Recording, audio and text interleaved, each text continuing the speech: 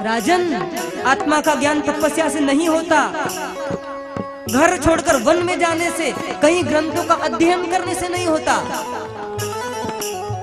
बड़ी आश्चर्य जैसी बात। शास्त्र तो कहते तपस्या करो, शास्त्र तो कहते घर छोड़कर। रहुगण को कहते हैं कि आत्मा का ज्ञान तपस्या से नहीं होता, घर छोड़कर वन में जाने से नहीं होता, कई ग्रंथों का अध्ययन करने से नहीं होता। आत्मा का ज्ञान, ग्रंथों का अध्ययन करने से शास्त्रों का ज्ञान हो जाएगा, आत्मा का ज्ञान नहीं होगा। तपस्या करने से कुछ न कुछ सिद्धि मिल जाएगी, आत्मा का ज्ञान नहीं होगा। तपस्या करने से कदाचित कुछ सिद्धि मिल सकती है, आत्मा का ज्ञान नहीं होगा।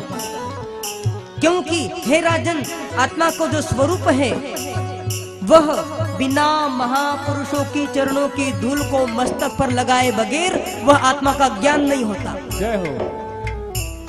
कभी कभी कोई तपस्वी भी हो, बड़ी तपस्या कर रखा हो, लेकिन कभी कभी उसने महापुरुषों की चरणों की धूल को अपने मस्तक पर नहीं लगाया, वही तपस्या उसके अभिमान का कारण बनती है, वही ज्ञान उसके अभिमान का कारण बनता है, वही साधना। सब कुछ हो, तपस्या करे अच्छी बात, साधना करे अच्छी बात, वन में जाकर रहे अच्छी बात, लेकिन महापुरुषों की चरणों की रज को मस्तक पर लगाए बगैर उस आत्मा का ज्ञान नहीं होता। इसीलिए तो मैंने कहा ना, वाणी में जो आया, गुरु शरण में रहना।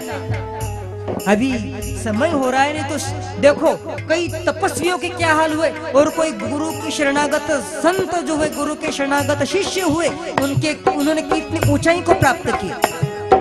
प्रसिद्ध कथा है नामदेव महाराज की, महाराष्ट्र के प्रसिद्ध कथा है नामदेव महाराज।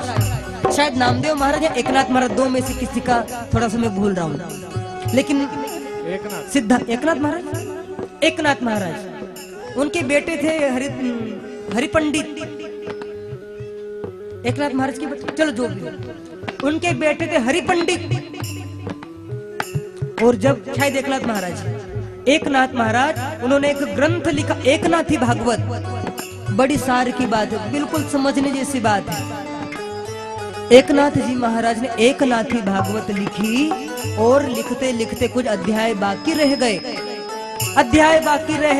और उनको लगा कि मैं इस ग्रंथ को पूरा नहीं कर पाऊंगा, मैं इस शास्त्र को पूरा नहीं कर पाऊंगा। तो उन्होंने अपने शिष्य हरिपंडित, जो परम ज्ञानी था, वेदांत का ज्ञाता था, सब शिष्यों के सामने कहा, हरिपंडित जी मेरे अधूरे ग्रंथ को पूरा आप करना। ज्ञानी